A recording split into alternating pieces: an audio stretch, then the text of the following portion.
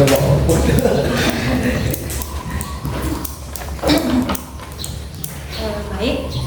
selamat pagi adik-adik semuanya. Perkenalkan, di sini nama kakak Nima Dewi Sastrariani, bisa dipanggil Kak Yani. Kakak mahasiswa dari Universitas Pendidikan Ganesha, Prodi Bimbingan Konseling. Nah, di sini kakak itu kehadiran kakak di sini itu untuk memberikan layanan bimbingan konseling kepada adik-adik terkait inteligensi atau kecerdasan. Jadi di sini minta bantuannya untuk kerjasama gitu supaya bisa memenuhi tugas kuliahnya. Ya, kasih. Baik, sebelum lanjut kita berdoa dulu ya. Berdoa menurut kepercayaan dan agama masing-masing. Berdoa dimulai.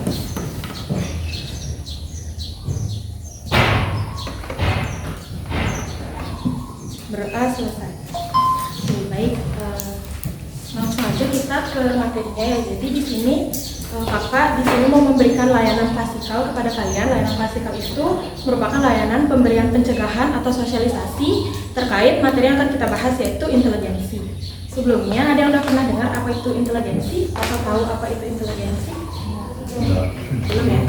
Jadi langsung aja, inteligensi itu merupakan cara berpikir dari manusia atau individu yang mana cara berpikir ini melibatkan cara berpikir yang rasional dan cara berpikir untuk dapat menyelesaikan masalah secara efektif dan efisien. Jadi inteligensi ini sederhananya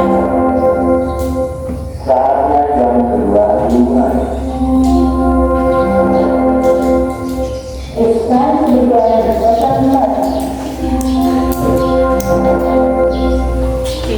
Jadi sederhananya inteligensi itu merupakan kecerdasan yang kita miliki semua sebagai manusia. Nah, akan tetapi kecerdasan ini tuh ada level atau tingkatannya, ada kecerdasan yang tinggi, sedang, ada juga yang rendah, seperti itu. Dapat dimengerti?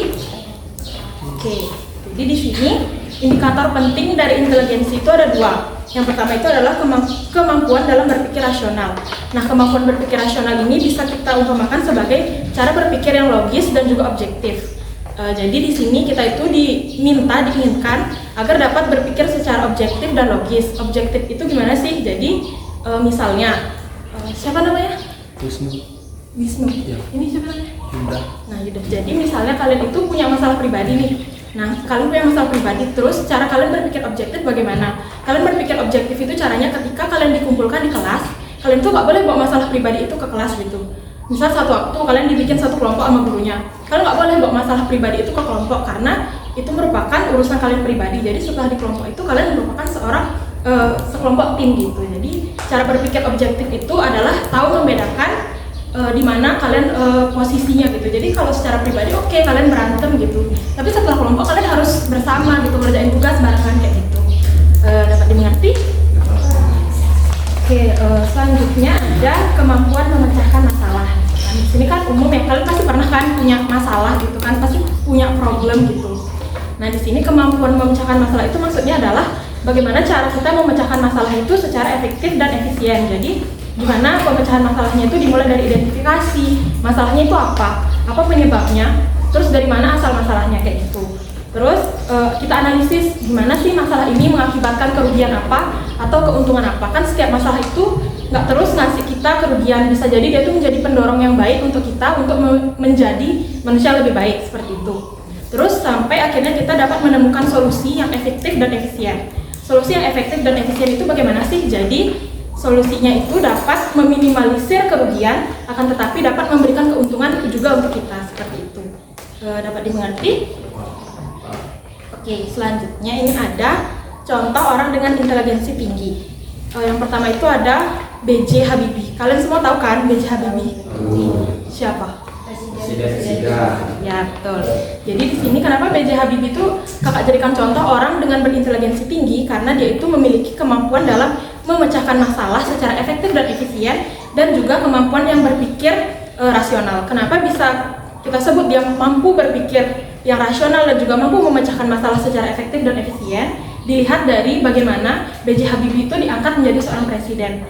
Beliau kan sebelumnya itu seorang menteri riset negara dan teknologi. Sampai akhirnya ketika Soeharto digulingkan, beliau diangkat menjadi seorang presiden, dan di mana kita lihat jejak dari kepemimpinan beliau yang dapat meningkatkan rupiah dari 16.000 sampai 6.000. Itu kan bisa dilihat bahwa beliau ketika masa penjabatannya itu mampu memberikan dedikasi kepada negara kita seperti itu. Selanjutnya ada R.A. Kartini, Raden Adja Kartini. Kita semua tahu kan Raden Adja Kartini ini tokoh emansipasi wanita. Jadi bisa dilihat dari perjuangannya aja kenapa dia itu bisa disebut sebagai orang dengan inteligensi tinggi karena mampu menyelesaikan masalah secara efektif dan efisien, di mana dia mampu mengangkat derajat kita perempuan di sini sampai kita bisa duduk dan juga bisa berdiri di sini memberikan sosialisasi pada kalian itu karena berkat beliau mampu meningkatkan emansipasi kita wanita supaya setara dengan laki-laki seperti itu. Terus karena ada orang yang IQ-nya tinggi, pasti ada dong yang IQ-nya rendah. Nah, yang IQ-nya rendah ini biasanya orang dengan cara belajar yang lambat. Jadi dia slow learner gitu. IQ-nya itu di bawah 100, biasanya 60 sampai 70 gitu IQ-nya. Kalian yang ada di sini kemungkinan punya IQ itu 90 ke atas gitu loh. Jadi inteligensinya cukup tinggi karena kalian mampu kan membedakan yang mana benar, yang mana yang salah gitu. Nah, sedangkan orang yang slow learner itu nggak bisa membedakan yang mana benar, salah. Mereka berpikirnya tuh lambat. Kayak kalau ada masalah, dia nggak tahu apa yang harus dilakukan, tindakan apa yang pertama harus diambil itu dia tidak tahu gitu. Hanya dia berinteligensi rendah gitu. Terus selanjutnya ada cara mengatasi atau cara meningkatkan inteligensi. Yang pertama yang dapat kalian lakukan secara mandiri adalah coba untuk berlatih berpikir kritis. Ketika kalian menerima informasi, jangan langsung diterima mentah-mentah, kan ada banyak nih hoax sekarang. Nah, kalian itu coba berlatih berpikir kritis seperti informasi apa yang kalian dapat tuh kalian saring, kalian cari apa sih sumbernya, apa sih penyebabnya, terus masalah ini tuh sebenarnya menimbulkan kerugian untuk siapa dan ada keuntungan untuk siapa gitu. Jadi itu merupakan salah satu cara supaya kalian bisa meningkatkan inteligensi seperti itu. Ada juga cara untuk meningkatkan inteligensi itu dengan cara konseling. Nah, konseling yang di sini kakak sarankan adalah konseling behavior, yang mana bertujuan untuk melatih perilaku kalian supaya kalian bisa menghasilkan perilaku yang lebih adaptif. Jadi nanti perilaku yang adaptif ini akan mendorong adanya peningkatan inteligensi seperti itu. Dapat dimengerti? Ada yang ditanyakan? Terlalu cepat ya? Sorry ya, ngejar waktu. Kalau gitu sekarang kakak kasih kalian waktu untuk mengerjakan kuesioner. Tolong dijawab sejujur-jujurnya. Jadi kakak kasih kalian waktu 15 menit buat jawab kuesioner.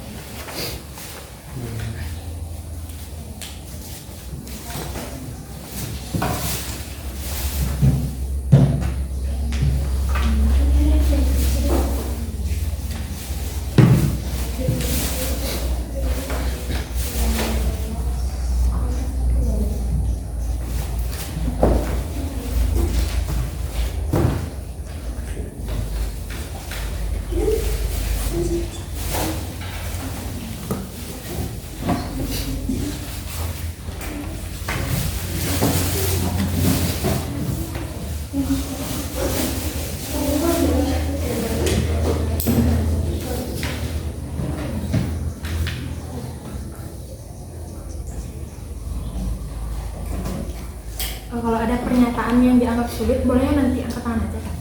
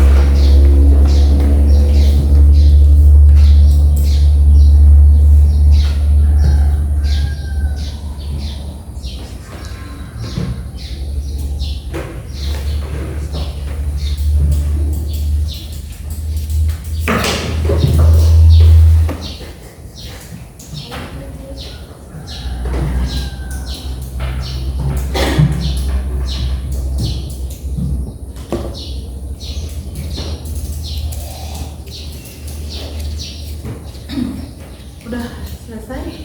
Ya. Ada yang belum?